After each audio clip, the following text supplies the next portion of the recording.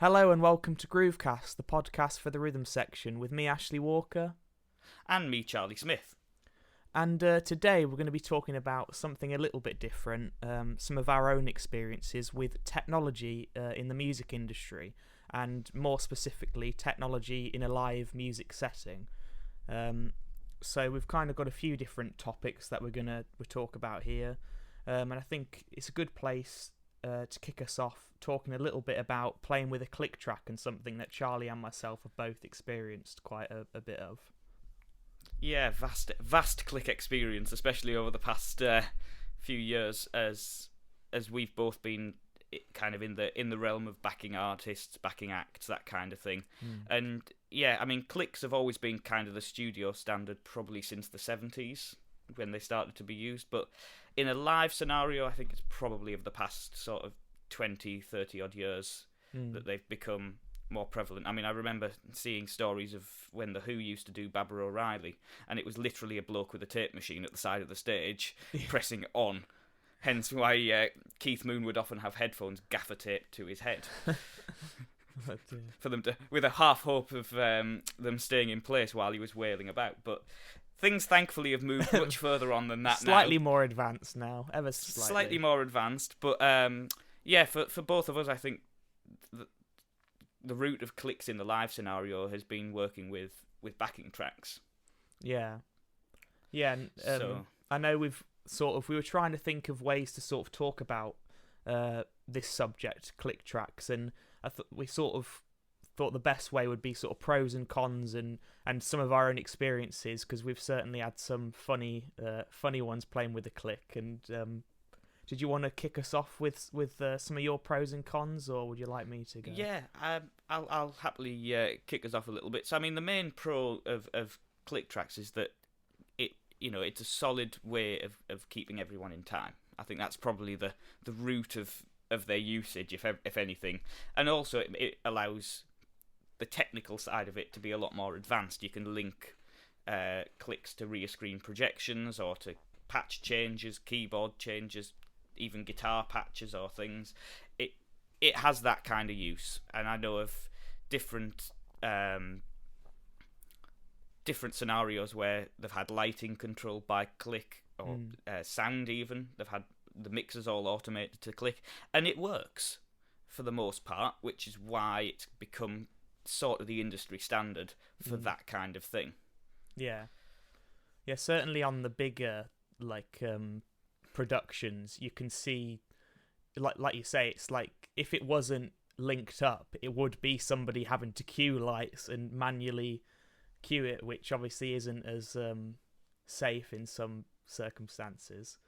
I know I was just going to say, one of my sort of cons with this one, thinking about our different experiences, in fact the first time I'd ever played with a click, which would have been a couple of years, 5 years ago or something now, one of the first gigs I did, which was a New Year's Eve gig, and literally I think the first song of the set, playing with the click, and I'd got used to it, and obviously my dad had sort of explained it to me and everything, and I hadn't even considered the fact that we could make a mistake and be totally come unstuck.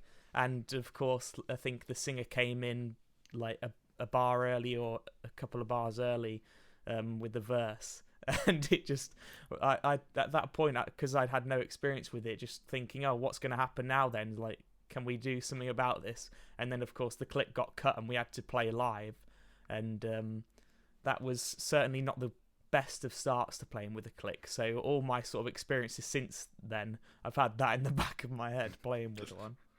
Yeah, I mean, there's always that risk, especially if whoever you're working with isn't used to working with clicks, if they've just had them done, or if they're just getting started with using them. On the artist side of things, it can be really tricky. And I've known artists who either I've worked with or people I know have worked with over the years, and there's been some pretty fraught disasters with clicks over the years. I mean, I've had artists put bars of 3 in now and again, where they just jump in a beat early, and you're sat looking at the bass player or the guitarist going, right, how are we going to get out of this one? In a particular instance, for an artist who shall remain nameless. They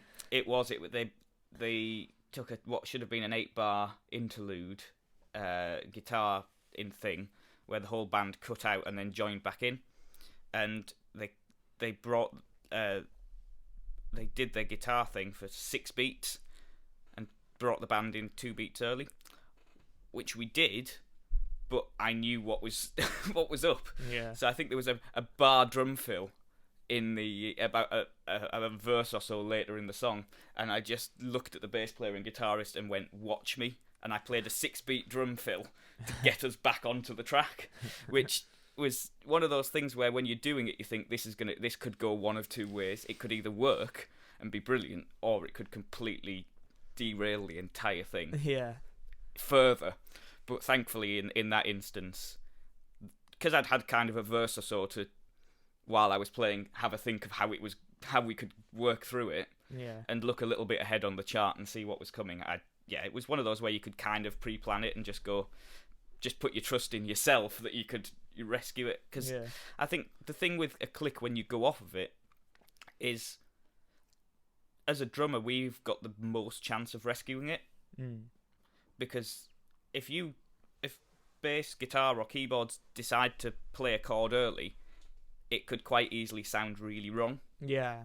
If everyone else in the band doesn't instinctively go with them. So, whereas with a drummer, you can just kind of do something, and just as long as you make it obvious and direct, you usually got half a chance of rescuing it. Yeah. And if not, you have to make that awful call and shout to cut the click. Yeah. And then you realise he's actually playing. No, not really. Yeah, I know. Like another one of the things that we both sort of came to mind when we were thinking of like playing with clicks, and something I think about a lot is sort of, for me, it almost can limit what you can play. And obviously when you're playing live and without a click, and which is kind of predominantly what I do, it's like if you want to take an extra guitar solo, or you need to drag something out because for whatever reason you haven't got enough songs, or cut something, it's like it can all be very organic, and like as a bass player or as a drummer or anything, you can sort of fool around and like have little musical moments, whereas when you're on a click, you are almost glued. I mean, this isn't in every circumstance, but in quite a lot of it, especially when back in an act, you're glued to your part, and glued to what you can play to, obviously, like you say, work with the track. And if you're the bass and you play a wrong note and it's like there's keys on the track or something, it can be more obvious. But yeah, you're right. And the other thing with having stuff on the track is that the minute you become out of sync with it by a beat or a bar, everything shifts. Yeah. So you're hearing backing vocals a bar late or a bar early in your ears, and you're going, yeah, the audience probably aren't going to notice this, but it's really, really one of those things that's going to grind your ears till the end of the song. Yeah. You know, having to try and contend with what's happening in your ears not matching up to what you're trying to play. Yeah. I mean, one of the pros of it, and sort of when it's been something like a project I've been doing and I've used a click, is obviously the main pro is that if you've got a band or a gig and you haven't got enough songs, or for whatever reason, I mean, there was a gig last year that was really thrown together, and we only had enough stuff because we had like parts for stuff, but we didn't have all the instruments that could play the parts. I think we didn't have a guitarist, and we needed guitar. So it's like, okay, well, we have parts that match up to clicks, so it's like you can get the clicks and get a guitar part if, like, for what a lot of what I've done where it's without a guitar, and you're doing stuff like Don't Stop Believing or Footloose or those kind of things, and it's it lets you play a wider variety of stuff which otherwise would hold you back. But yes, I mean, for me, from my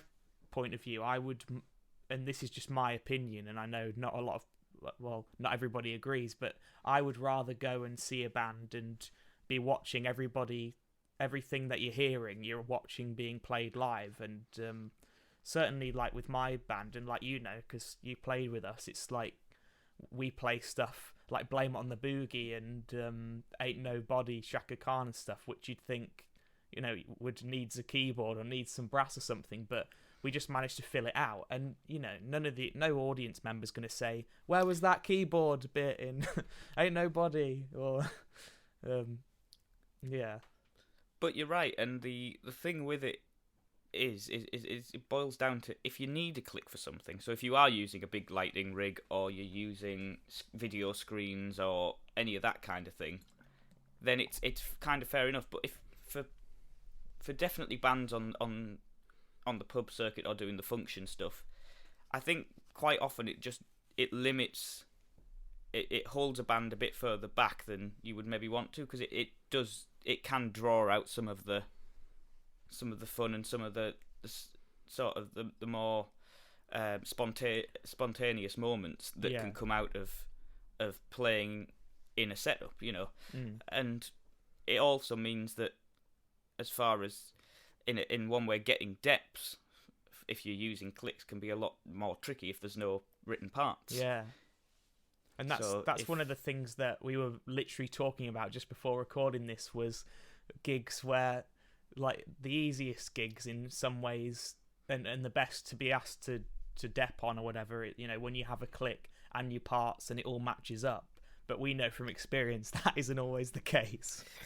Yeah, as we've both known, it's there's some acts who have clicks and no dots. There's some acts that get the clicks from different places to where they get the dots. So things, you read through it and you go, this doesn't match up, which is why, as much as I can, if I'm being sent something like that, I always try and have at least just a listen through and a read over the dots to make sure everything matches up vaguely to what's going on if I've got the time, which of course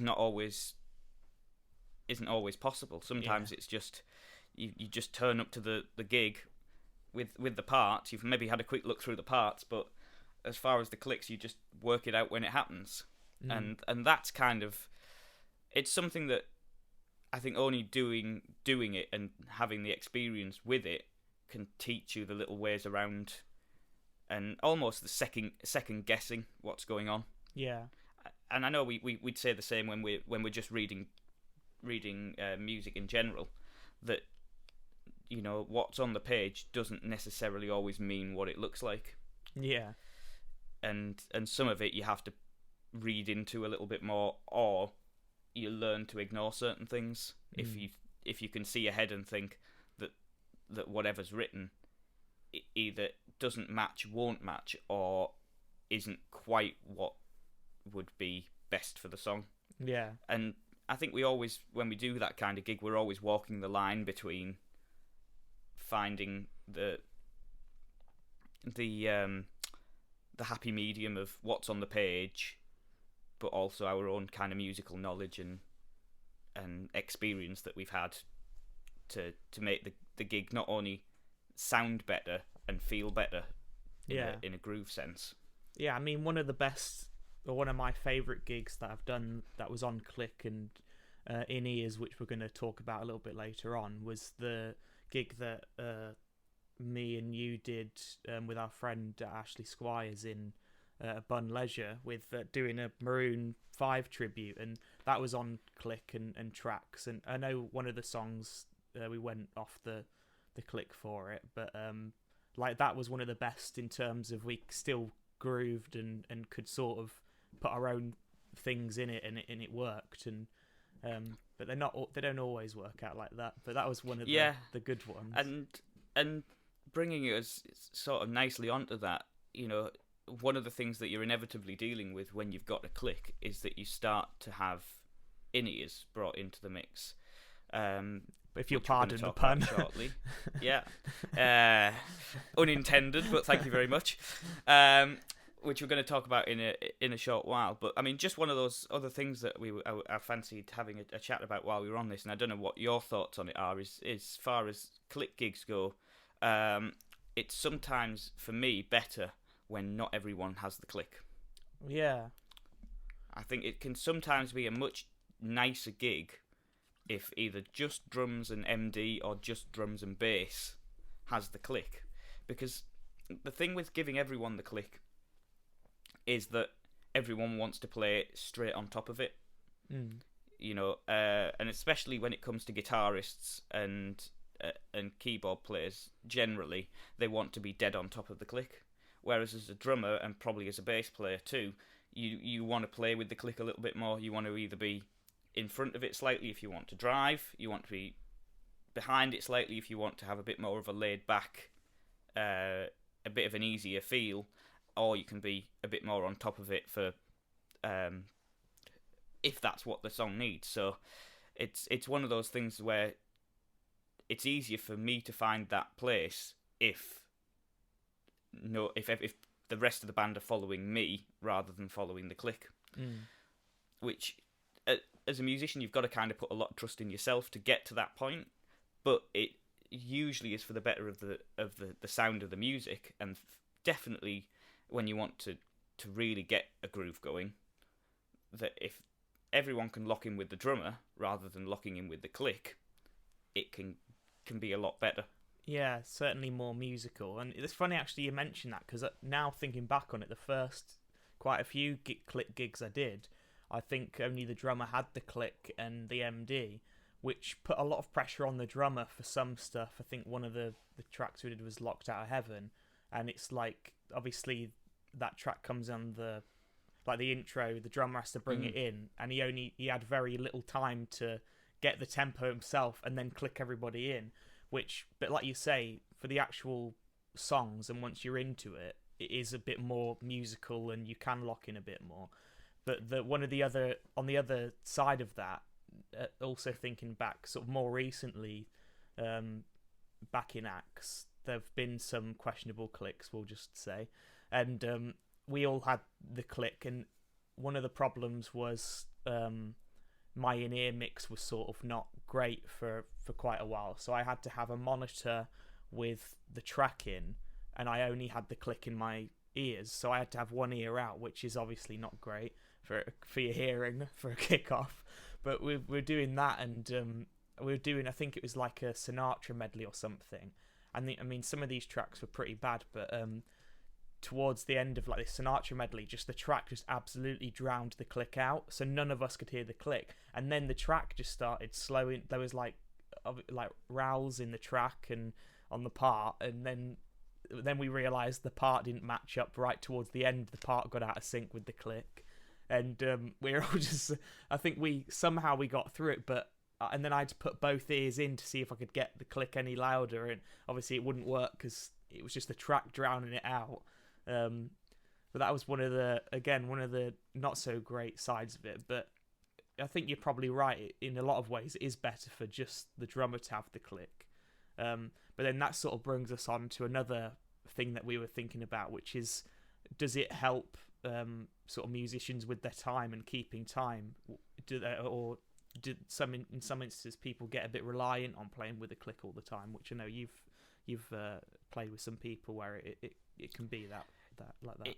It can, and I think what it is it's just, it depends where you're working. If you're used to playing in the studio with a click or rehearsing to a click all of the time, and if all the work that you generally want to do or is click based, the minute that you take the click away can be, for some musicians, a little bit daunting, because they're then having to rely on their internal clock. And especially from a drummer point of view, there's definitely some drummers who have become completely reliant on the click, and won't work without it, which is fair enough, as long as the gigs that they're doing allow for that. But as soon as you put someone in a situation with like a function band where there's no tracks, or even doing jazz, it can be really, really jarring for someone who, although they can keep time brilliantly when there's a click, when there's no click, they completely fall to pieces. And they, that as a drummer, definitely you feel like you're having to be relied on a lot more than maybe you otherwise would with someone who can play without click and with click much more comfortably. And it's never a deal breaker as far as working, but it's just one of those things that it does help to be aware of if someone's either uncomfortable working without a click, or on the opposite end, if someone's inexperienced with working with clicks and then on a click gig. And that can also be quite tricky. Yeah. You know, having someone who's not familiar with clicks or hasn't done their homework put on a click gig really can be hard work. Just try and hold it together and keep everyone on the same page. Yeah. Yeah, one of the other sides of it, because I was thinking about this, because, yeah, the obvious thing is, obviously, I mean, you see these things of Paul McCartney and those kind of old musicians that didn't have clicks in their days. It wasn't an option. And they said, in a lot of ways, it helped because you had, like you say, had to have an internal clock and know your tempos.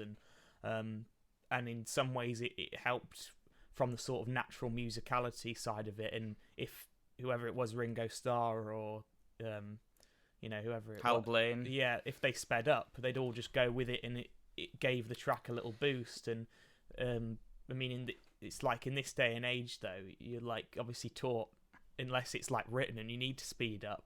You need to be solid in. But one of the things I was thinking about is, like, obviously when you're practicing, and I know people like Lawrence Cottle always says this, and people, it's like never, you should, if you're practicing, just have a metronome going. Like if you're doing your scales or anything, playing along to whatever it is, a Wolfpack or whoever, and if you're just practicing without playing along to an actual track, like a Spotify thing or whatever, and you're just playing yourself, just have the metronome going just to keep yourself in time. And so it's like metronomes and keep clicks and all that can be great for practice, but like you say, don't become too reliant on it when it comes to gigs and needing the click before every song to. And it's a good thing as well, and certainly something that I recommend when I'm teaching. Of when you're practicing with the metronome, play with the metronome. So set the metronome into eighth notes or half notes, so that you're actually having to fill the gaps yourself. I mean, with all the various metronome apps and things now that we have, you can really program some wacky ideas. I mean, I've been known to play with just beat one of the click playing, so you get beat one and then nothing until beat one comes around again, or even have a bar of click, a bar of nothing, bar of click, bar of silence, back and forth, and that can really help to get your tempo in, that you have to keep yourself going and make sure that you come back on beat one again every time. And that's, I think it's one of those things that in practice is often overlooked. People will either just practice without a click, or they'll just put a click on and play to it, or a track on and play to it. But when you get used to playing with and without it all at once, I think it really helps to cement that internal clock as best as it can be. And you also kind of will start to recognise tempo. And so you can, when you're reading a chart and it says it's going to be at 90, you can have a rough guess of whereabouts 90 is going to be. Yeah, it's a lot better than when I first started playing, and every tempo was sort of like, okay, work out where Staying Alive is, or Hot Stuff, or I Will Survive, your disco 120, and then, okay, so how fast do you think 170 is? Well, it's a bit more than I Will Survive, so it's like... But that's the way to learn it. Yeah. That's a way a lot of musicians learn their tempos, which isn't necessarily a key part, because, I mean, you can dial the tempo up in 20 seconds, but it's good just to have a rough idea and almost just be able to sit at the right tempo before you do it. So, I mean, on those sort of gigs that we were talking about where there's parts with no clicks, if I'm depping for sure, I will always take a metronome with me and have it on the music stand, just so that before I count anything in, I can quickly reference the tempo that's dictated, or if I've made a note of the original track, if there was no tempo given. That can kind of just really help to put your mind at rest, especially when you're on stage and you've got the adrenaline going, or because I don't know about you, but on stage I always doubt my tempo a lot more than I really should. Yeah. I think, especially after the 18-month break that the pandemic that shall remain nameless brought, certainly on those first few gigs back, I was hyper analysing more so than usual my tempo, just because it had been that long since I'd had to sit on stage and rely on myself to keep the time. Yeah, I know. I think I think a lot of people, I know with my own band there was a lot of that sort of the adrenaline thing, and we'd be playing live and then one of us would look at each other, the drummer or me would be looking at each other and maybe say like, just bring it down a little or bring it up, and in some cases. But that's a kind of a good way to lead on to our next thing, because playing with click often means playing with InEars, which is another side of the live tech scene in the live setting. And again, we've both sort of experienced this. I think you'd probably have more experience in the types of InEars and the pros certainly to it. So I wonder if you want to. Yeah, I mean, InEars in a live scenario tend to take physically one of three forms. You can you've got your people who like to wear cans on stage, which some people are just like that, and for the most part there's nothing wrong with that at all. I know some, if you're going for a visual thing, they can be a little bit not unsightly, but a little bit odd to look at on stage, which I understand, and I know some people who prefer not to not have cans for that reason. And then you have the InEars, which, I mean, I know we both at different times used the universal InEar monitors, the ones you buy off the shelf. I think you're still using a rather nice pair of Shure ones.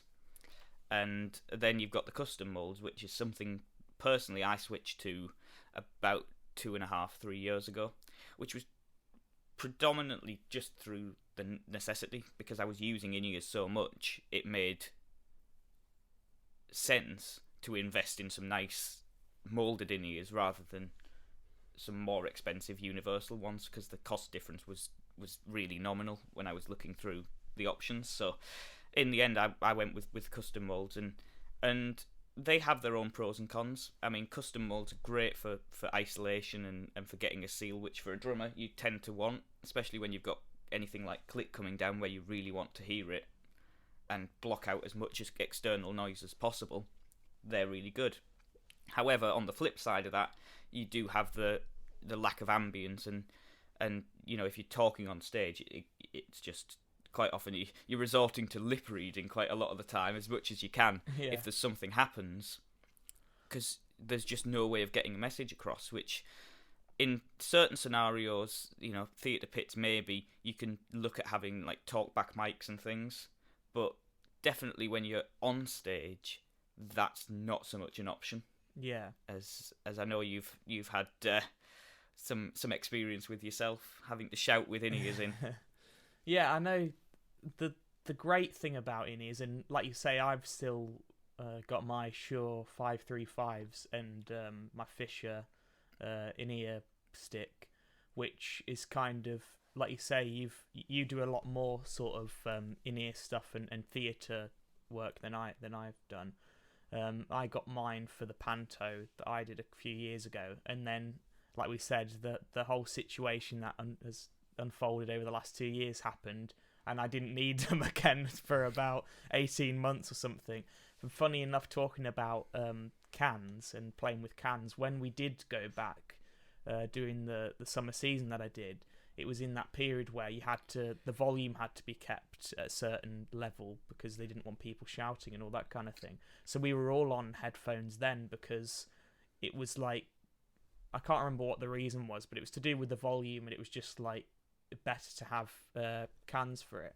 And for that kind of thing, I mean, doing that and where we're all wearing blacks and just the backing band, it's like we might as well be cardboard, you know, things put up, just posters or something like of people, because nobody's looking at us anyway.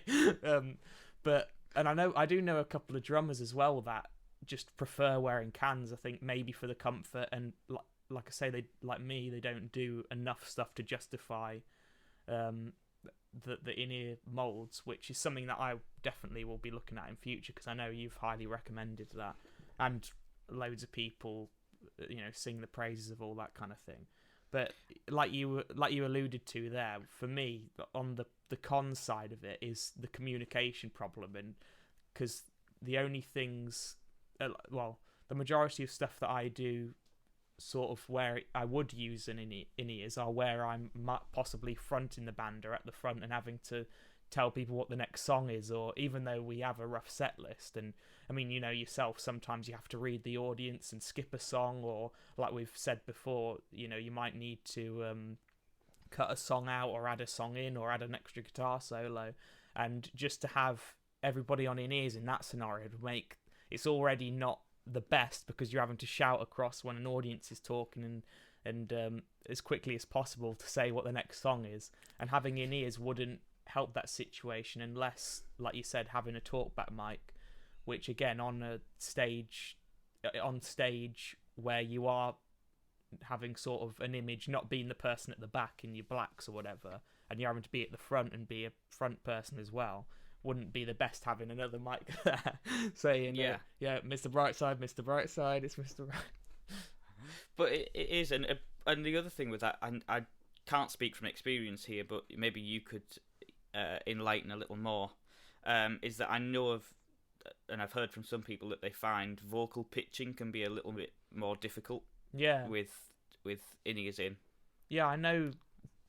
Yeah, from my side of it, and then also I know another thing you mentioned before as well, in private, and when we've been talking about this, is like horn players and brass players and singers don't always love the in-ears side of things, because like you say, it's harder to pitch, especially with a brass player or a horn player, when you are taught to have perfect pitch, and hear, with your own ears, it's not as easy, and you're used to hearing the sound like not be as close to your ears because you're blowing away from yourself, and then having it come back in your ears can be a little bit disconcerting to start with. But I know singers who have struggled with the in-ears thing, and quite a few of them do the thing of keeping one out, which again isn't great for your actual hearing. I know from sound guys who have said that's really not good for you to do that. And then some, work better with in-ears. Some can't work without them now because they're used to not having to push themselves as hard, because it's like, especially because they're like you, have the molds and have the whole thing, so it's like a nice warm rounded sound, which is great, so they're not pushing themselves as hard to like hear themselves, which they might be doing if they're using monitors, for instance, or yeah. I mean, the other big plus to in-ears, or at least for when I've used them, has been stage volume. And the kind of the push that came to shove when I bought my molds was really that at the time, doing the theatre stuff in the backing band, but where I was sat playing percussion, I had a really, really loud guitar amp in front of me. Yeah. So it's it's one of those things that the stage volume can quite quickly become really, really difficult. Yeah. And if you can get a decent monitor mix from night to night, which we'll dip into in a second, it can make that a lot easier. And especially if I'm playing percussion, which tends to be a little bit quieter than smacking drums for a living, it can be a lot harder to hear what you're actually doing. Yeah. So the minute that you start hitting a conga or something, or a triangle, when you've got a loud guitar in front of you and drums just to the right, it can really get lost very quickly, which is why they mic it all up. But having that come back in your ears a little bit can really help. But funnily enough, I've actually stopped using the ears on that gig since we kind of got back going after the pandemic and stuff. And I don't know whether or not it's having used them so much last year on other gigs, I haven't missed them that much. I mean, I still put hearing protection in, just for that same thing with having a loud amps or drums right next to you. But using attenuated earplugs has actually been nicer, because you do get a bit more of the live feel, and you can hear the audience, you can hear the rest of the band, and I've actually found that since I've done that, my monitor mix has actually been a lot different to what it was with the InEars. So my in-ear mix was much more of everything. Yeah. I had a lot of everyone in.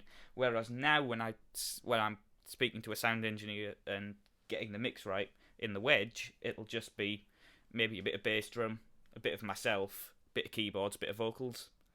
I tend not to need guitar or bass because I can feel or hear them acoustically, and most of the drums I can hear easily enough, and sometimes even the vocals I can hear quite a lot through the front monitors, so I don't necessarily need a lot of vocals through myself. So it's one of those things, you need a much more complete mix with in-ears, and you're a lot more reliant on it, and having a bad in-ear mix, as we both are going to discuss now, can really make a gig easy or really difficult. So the mix is such a key part, which if you're working with the same people every night, is very easy to get right, because you can either have it preset in the desk or they know what you want to hear. But as soon as you start working with different sound engineers or different sound technicians every night, that can be a lot more difficult.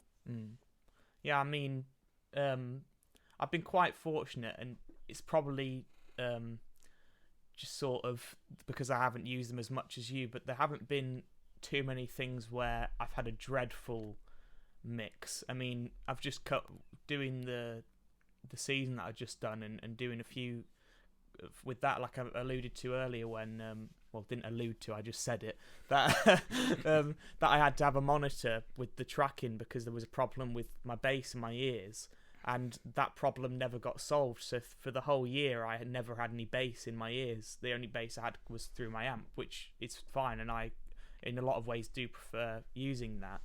But like we're lucky, and I'm very lucky to have worked quite a bit with our mutual friend James Groves, which we'll give a shout out to James. If he's listening. If he's listening, which he's probably not. He better be after this. Yeah, like doing gigs with him and like you good sound guys where you can have your own monitor mix, which we've talked a lot about, and like on your phone, or have your own little mixer like I know a lot of drummers tend to have now, and be in control of your own sound can just make gigs an absolute joy, just lovely.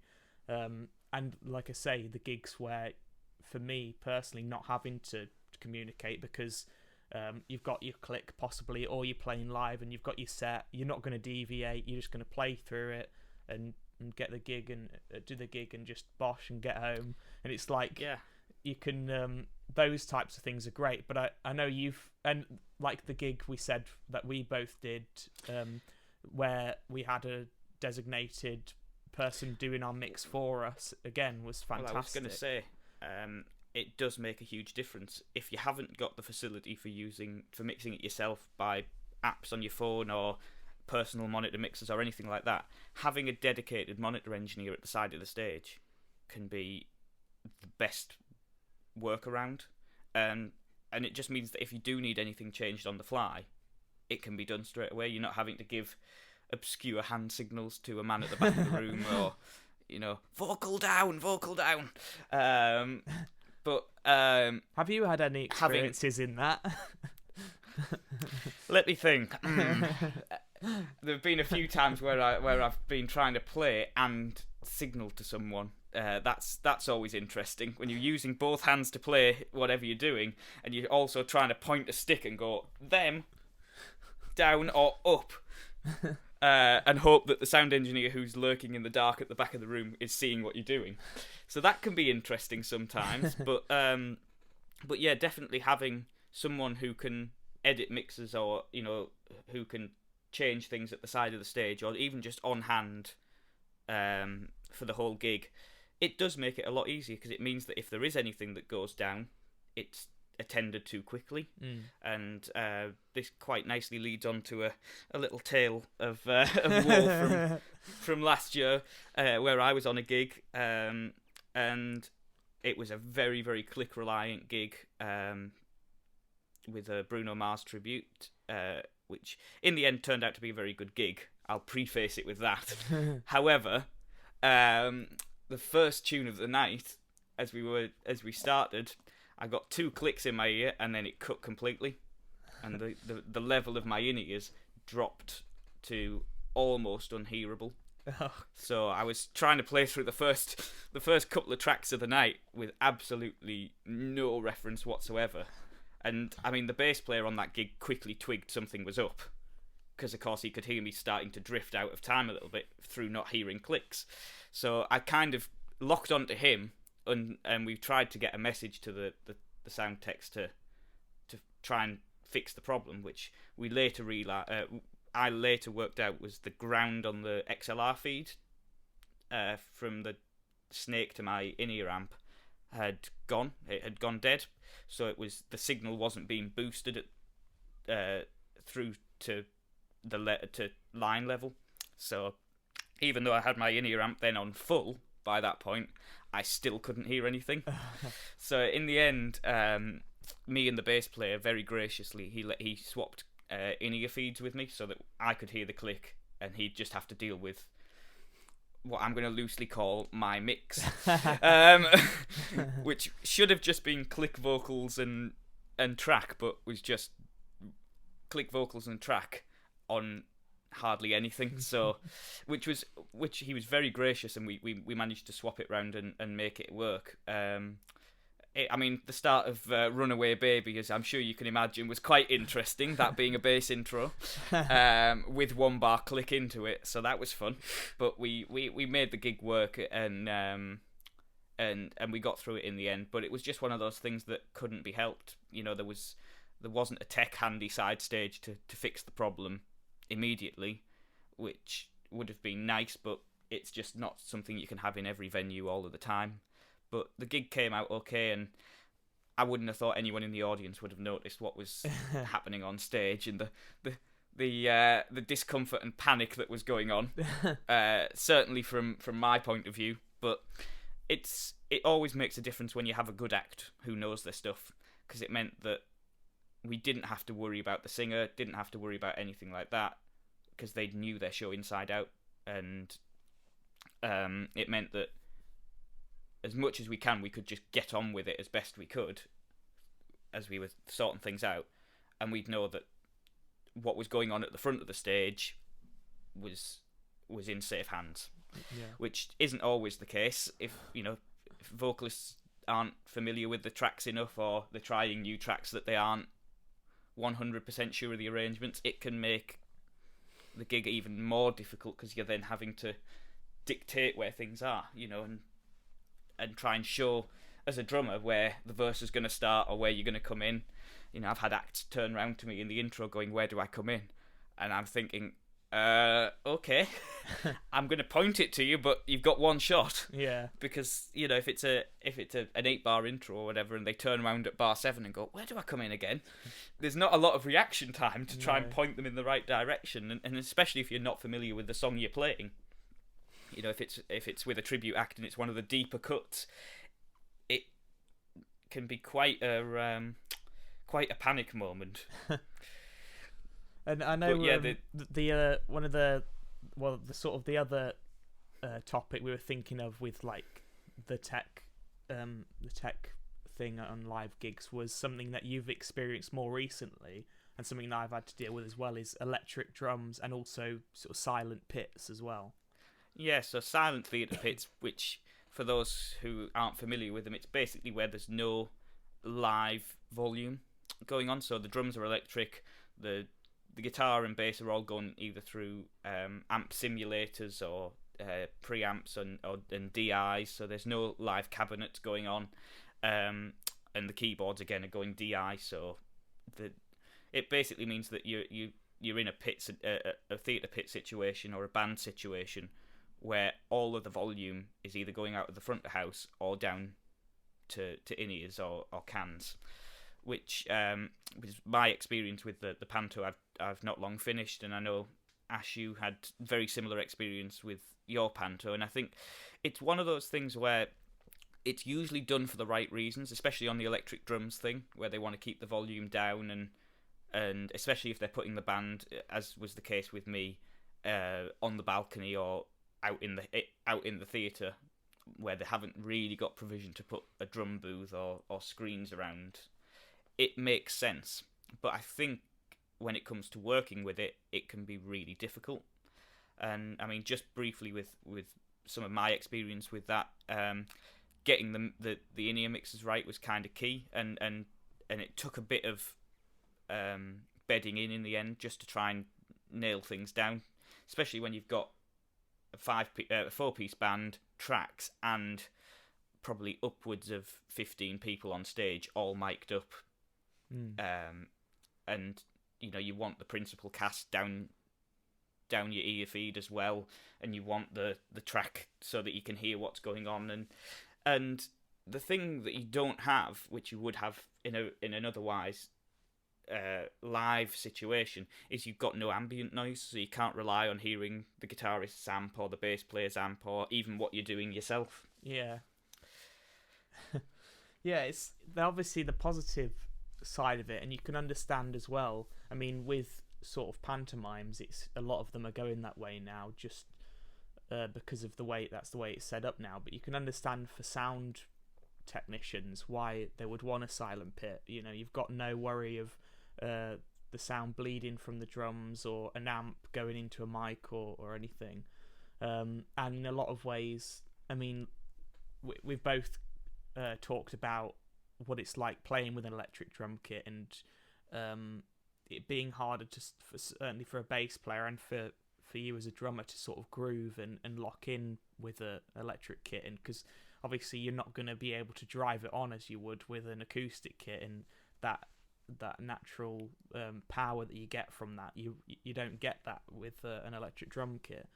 But playing sort of with an acoustic kit and an electric pad can be really fun, and like having different sounds, and I really like that old gated sound that you can get off of like a drum pad when you're doing maybe a Whitney Houston thing, or I think definitely hybrid drum kits of the last few years have been great. It's something I've done, not so much recently, but I have done in the past on theatre things, incorporating a couple of pads or having multi-pads next to me with percussion sounds or sounds that you just can't replicate without carting big timpani or things around with you, and it gives you so much scope to play and add texture, and also in the same way, using something like that, you aren't too heavily reliant on it. So if something happened, if the mix wasn't right with the hybrid kit, or if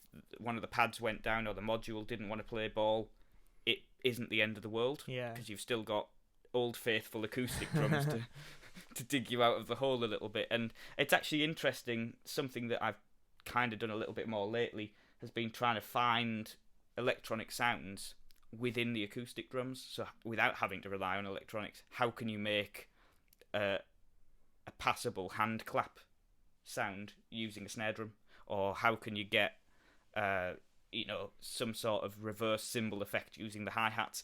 And that can be quite interesting too, as a way to incorporate those sounds without the electronics and the fiddle that comes with them, of setting them up and getting everything balanced and having to use DI boxes and things. But as you say, with silent pits, it's so hard to get a groove going. And certainly speaking to some of the guys in the band when I was doing the panto, if the mix in their in-ears wasn't right at any time, and I think for all of that, just for the ambience, we all used cans just so we could hear a little bit of the stage volume and the sound effects or anything that wasn't coming down our in-ears. We all wore cans just so we could get a little bit of ambience going. And I know from speaking to a couple of the guys in the band that they said they were relying on my right foot hitting the pad, so the sound of the pad being hit rather than actually what sound was coming out of it, because a lot of it with that as well, you get a slight delay between hitting the pad, and especially between hitting it and it coming out of front of house, not so much in the in-ears, but by the time it reached the front of house, there was a noticeable delay. which could be really tricky.